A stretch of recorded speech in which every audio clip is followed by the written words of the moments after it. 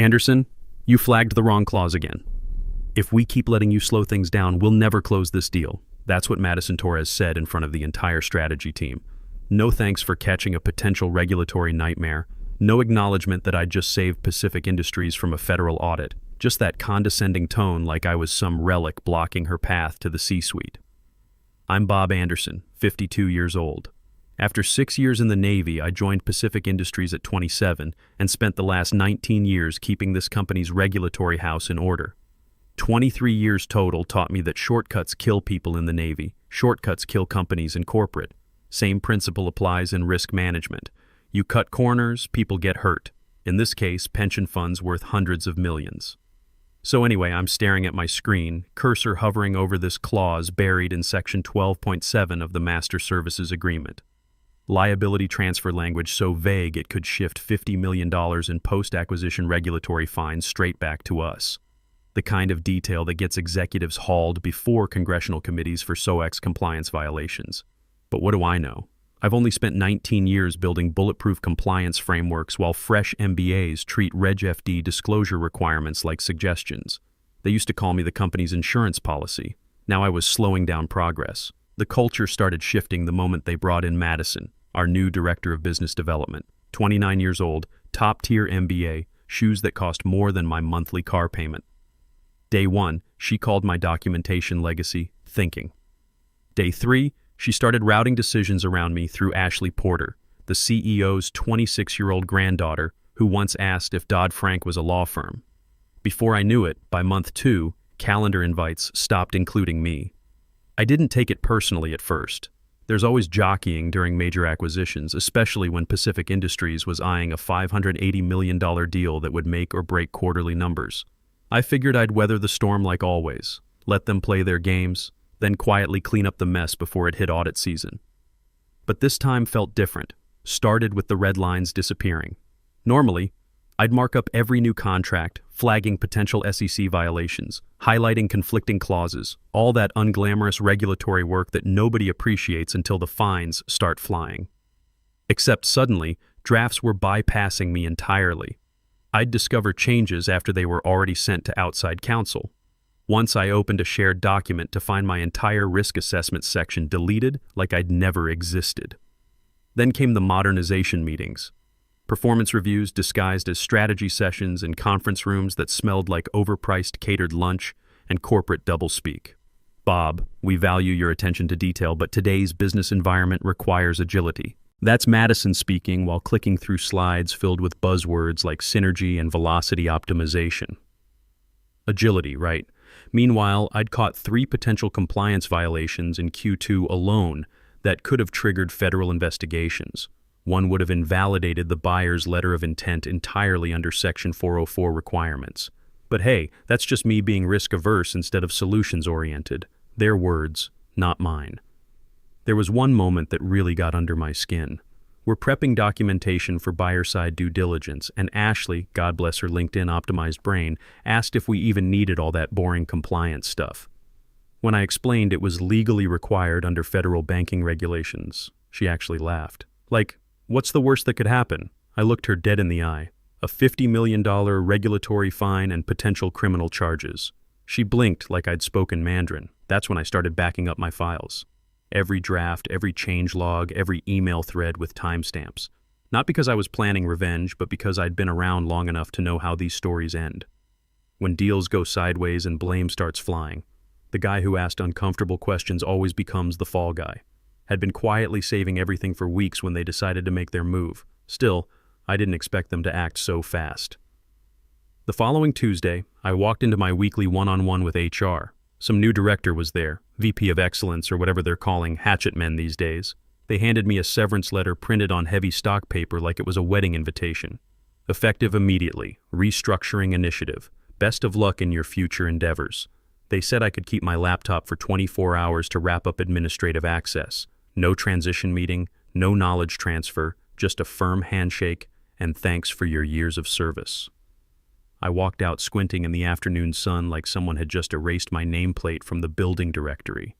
I didn't rage or cry or punch walls, went home, heated up leftover Chinese takeout, and opened my backup drive. started organizing files into a folder I labeled Bob's insurance policy. Don't know why I used that name. Maybe because I knew someday someone would need to file a claim, and when they did, the documentation would be ready. Funny thing about getting fired, everyone gets real polite about it, like you're being gently escorted off a sinking ship, and they don't want the other passengers to panic. Unfortunately, your role no longer aligns with our evolving operational structure, the HR guy said, smile stretched so wide it looked painful. Next to him sat Madison, checking her phone while I read the termination paperwork. No acknowledgement of the late-night emails I'd sent flagging critical issues. No mention of the compliance playbook I'd updated every quarter for 19 years. They didn't even offer a knowledge transfer session. No exit interview, no documentation handoff, just badge surrender and an awkward escort to my desk, where some intern was already measuring my monitor for IT recovery. Kid nodded at me like I was yesterday's news getting boxed up for storage. I packed quietly. No dramatic scene with personal belongings. No potted plant or family photos for emotional impact. Just a coffee mug that said risk management and a stress ball shaped like a calculator. Probably the most accurate metaphor for my career you could find. That's when I remembered the backup drive. I still had system access for another 24 hours. So I opened the laptop and started downloading everything. Contracts, risk matrices, internal memos, audit trails, every red line I'd ever written, each one saved with timestamps and metadata tags. No edits, no revisions, just raw, defensible truth. I didn't do it out of spite, did it because I knew they'd screw it up. You don't hand a complex regulatory environment to a bunch of ambitious kids and expect them to navigate federal compliance requirements.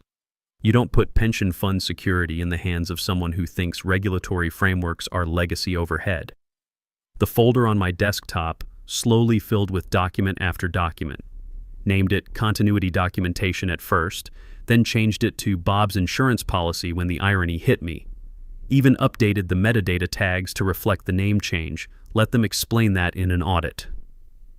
I logged out of all company systems, shut the laptop, and stood up. No farewell speech, no parting wisdom, just a long breath that tasted like 19 years of institutional knowledge walking out the door. As I headed for the elevator, Madison finally looked up and gave me that practice smile they teach in business school. Thanks for everything, Bob. We'll take it from here. Ever have a moment where your whole body wants to respond but your brain keeps you professional? I just nodded and said, "Hope you can read the fine print." She laughed, completely missing the point. The elevator ride down was quiet. In the lobby, Maria, the security guard, who used to bring me coffee during those brutal all-night compliance reviews, tilted her head when she saw me. "You okay, Mr. Anderson?" I didn't answer, just gave her a small wave and walked out into the drizzle. For the first time in 19 years, my mornings didn't start with regulatory updates or panic emails about compliance gaps. They started with actual breakfast, eggs cooked in my cast iron skillet, real coffee instead of that office sludge, jazz playing on the kitchen radio. I wore comfortable clothes, worked on my woodworking projects, even pulled out that fly fishing gear I'd been promising myself I'd use for years. Slack was deleted, LinkedIn silenced, company shortcuts removed like they owed me money. I was free. But freedom doesn't announce itself, just sits there across the room while you pretend this is what you wanted all along. First few days were fine. I organized the garage, sorted through 19 years of accumulated stuff, started reading books that weren't compliance manuals. But around day 5, the silence started pressing in. Nobody was asking about Clause 14.3b interpretations. No junior analysts pinging me with questions that required encyclopedia-length answers. I wasn't needed anymore. Then the phone rang. Nina Walsh, one of the junior compliance officers, whispering like she was in a hostage situation. "Hey Bob, sorry to bother you, but did you ever finalize the vendor exclusivity language for the Torres acquisition?" I paused. That clause was tied directly to the earn-out triggers. Miss that and you're looking at automatic penalty provisions. I caught myself. Not my circus anymore. Not my regulatory monkeys. "Should be in the shared drive," I said, keeping my voice neutral. "Right. But your version had the breakdown analysis, and the current file just says TBD pending review." Dead silence on the line. Then a quiet "okay, thanks" before she hung up. I didn't ask follow-up questions. Didn't want to know. Until the second call came. This time it was Kevin Murphy, senior compliance analyst. Solid guy, no drama, just facts. He never called unless something was seriously wrong. "Bob, we've got a problem. They sent the compliance packet to the buyer, but the signature authorities don't match up. There's a gap in the vendor certification schedule, and somehow your authorization codes are still in the system, but none of the documents are properly executed. I closed my eyes. Kevin, I'm not there anymore. I know, but the buyer's asking if you could walk them through the documentation structure. And he sighed. I told them I'd reach out. Kevin, I'm not there anymore, I repeated, then hung up. I stared at my desktop wallpaper, some generic mountain landscape that came with the computer, and opened the Bob's insurance policy folder. Everything was there, clean and precise and completely irrelevant because they didn't want careful. They wanted fast, so let them speed right into that regulatory iceberg at full throttle. That night I grilled a real steak, drank beer from an actual glass instead of my old world's okayest risk manager mug, turned off my phone and watched a classic war movie. Tried to forget that somewhere in some buyer's due diligence folder, my name was floating like a ghost nobody wanted to acknowledge but couldn't quite delete. Turned out, Nina had given the buyer's team my contact info. Smart girl. She knew something was wrong and figured they needed to talk to someone who actually understood the documentation. So anyway, 3 days later my phone rings with a number I don't recognize. Mr. Anderson, this is Sarah Martinez from Morrison & Associates, legal counsel for the acquisition. We're reviewing vendor compliance history and your name appears on most of the audit documentation. Would you have time for a brief conversation? My brain did some quick math. If the buyer's legal team was calling a former compliance officer directly, something had gone seriously sideways. This wasn't routine due diligence. This was damage control disguised as process review. What kind of conversation? I asked. We're seeing some discrepancies between documentation versions, and we understand you authored most of the original compliance framework. Would you be available for a call tomorrow morning? I sat back in my kitchen chair, coffee mug in hand, looking out at my yard where I'd been planning to install that new deck. The old instincts kicked in, the same reflex that used to have me reviewing contracts at midnight with cold pizza and determination. I'd be happy to help clarify things. The following morning, I'm on a conference call with 6 lawyers I've never met, all of them asking very specific questions about very specific clauses that shouldn't have been confusing to anyone who'd actually read the documentation. But apparently, that was the problem. Section 9.3, Sarah said, sharing her screen. The liability caps and indemnification language. The current version shifts approximately $50 million in post-close regulatory risk back onto the seller. But the metadata shows this was edited the same day you left the company. There it was. Someone had gutted my work like a fish, removing the protective language and hoping nobody would notice during the feeding frenzy. That clause was still in draft when I left, I said carefully. If it's been changed, I'd want to see the revision history. One of the other lawyers started typing rapidly. Another pulled up what looked like a version control document. My name was on the edit history, time-stamped for the exact day I was fired. Impossible. Do you still have access to your original drafts? Sarah asked. I hesitated for exactly 2 seconds. I backed them up. For reference. Corporate politeness wrapped around iron facts. We'd be very grateful if you could share those. The audit trail is unclear. I knew what unclear meant in legal speak. Someone had tried to sanitize the documentation, but the bleach hadn't taken. I'd be happy to walk you through the original framework. For the next hour, I guided them through every clause they'd butchered, every safeguard they'd removed, every protection they'd traded for deal velocity. The vendor certification requirements, gone. The regulatory compliance triggers, deleted. The indemnification caps that protected against federal fines, missing entirely. I uploaded my backup files to a secure drive and sent the link. Clean documentation, proper timestamps, everything they'd tried to erase. By the end of the call, Sarah was taking notes like she was building a case file. We'll need to pause due diligence pending resolution of these documentation inconsistencies. Translation: we think you're lying to us, and now we're watching. Within 24 hours, Pacific Industries received formal notice that the acquisition was on hold due to lying on the paperwork, though they used fancier language. That's the kind of notice that gets flagged by SEC filing requirements and forwarded to insurance carriers. My phone started buzzing again. This time it was David Sullivan, my old division head. He sounded like he'd been running, or maybe just lying for hours straight. Bob, listen, there's pressure from the board, and we need to clarify some timeline issues. We need your cooperation to ensure there's no misunderstanding. That word, misunderstanding. Corporate speak for we committed fraud, please don't make it a felony. I didn't raise my voice. I'm not obligated to protect you anymore, David. Silence. Then, quieter. What do you want? That's when it hit me. They weren't calling to threaten or negotiate. They were calling because, for the first time in this whole mess, I had something they couldn't reassign or delete. Truth, backed up with timestamps and metadata they couldn't forge. I want the deal done right, I said, with proper regulatory protections. Suddenly, I'm getting calls from everyone. Madison left 3 voicemails, each one more desperate than the last. Ashley's assistant reached out asking for a quick chat to align on messaging. Even the CEO's office called, though I let that one go to voicemail too. They were panicking. Someone tried to remove my name from archived folders, but audit logs are locked once they're filed. Nina texted me that someone had uploaded a new version of my MSA draft but forgot to change the file name. It still said Bob Final use this one .docx, amateur hour. The buyer's forensic team wasn't stupid. They knew what metadata was, understood timestamp verification, could trace IP addresses and user credentials. Every attempt to hide my work just made the cover-up more obvious. By the end of the week, the buyer requested a formal meeting with whoever was actually responsible for compliance over the prior 3 quarters. Not a team, not a department, one person. Pacific offered Ashley. The buyer declined. They replied with a single sentence. We will proceed only when we can verify Bob Anderson's full involvement in the original documentation. That word, involvement, hit like a shot of bourbon. Burning and earned. I wasn't a footnote anymore. I wasn't slowing things down. I was the audit trail they forgot they were signing over. 2 weeks later, I'm sitting in my home office when the phone rings. Sarah again. Bob, we've completed our review of the documentation discrepancies.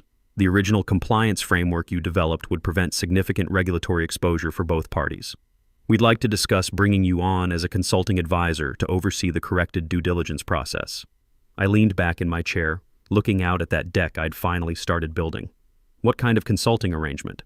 12-month engagement, $350 per hour plus expenses, net 30 payment terms, your own timeline and approval authority. The acquisition can't proceed without proper regulatory oversight, and frankly, you're the only one who understands the full scope of what needs to be protected. I did some quick math.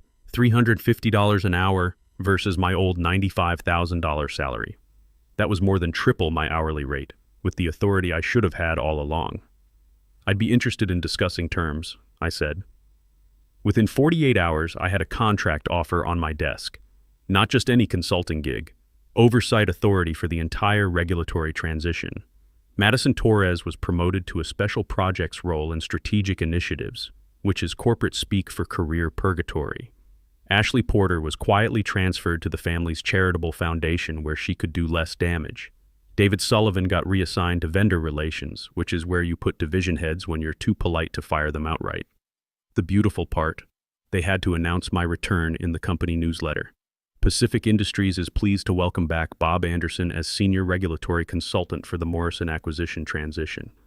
Same people who'd walked me out like yesterday's trash were now printing my name in bold letters and calling it a strategic hire. I set up my home office properly this time. Good coffee machine, comfortable chair, proper lighting.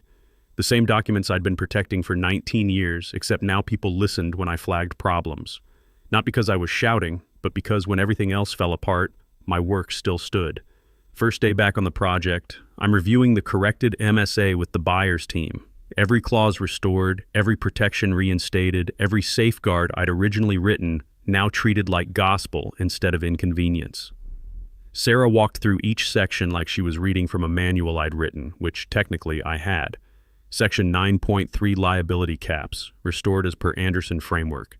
Vendor certification requirements, implemented per original specifications. Regulatory compliance triggers, active and properly defined. She looked up from her screen. This is exactly what we needed to see. Madison joined the call near the end, her title now listed as Strategic Projects Coordinator instead of Director. She was quiet the whole time, taking notes like a junior analyst instead of running the show. When I explained the indemnification structure, she actually thanked me for the clarification. She's learned the hard way that Agile doesn't work when regulators come calling. Apparently, having to explain gaps in compliance documentation to federal auditors will do that to you. The deal took 6 months to close properly. 6 months of methodical review, careful documentation, and actual compliance instead of whatever shortcut festival they'd been running before. Every week I'd get status updates from the buyer's team, progress reports that read like a masterclass in how regulatory oversight should work. Anderson framework implementation, 85% complete. Vendor certification backlog cleared. Regulatory filing schedule on track. These weren't just words on a page. This was $580 million worth of pension funds and institutional investments being protected the right way. Nina would call every few weeks with updates from inside Pacific. Apparently, the new agile approach wasn't looking so agile anymore. Braden, the intern who'd taken over my initial responsibilities, had lasted exactly 3 weeks before admitting he was in over his head. They'd hired 2 external consultants to help decode my documentation system, paying them $200 an hour each to figure out what I'd been doing for free. They keep asking if we have any more of your old files, Nina told me during one call. David's been digging through archives looking for anything with your name on it.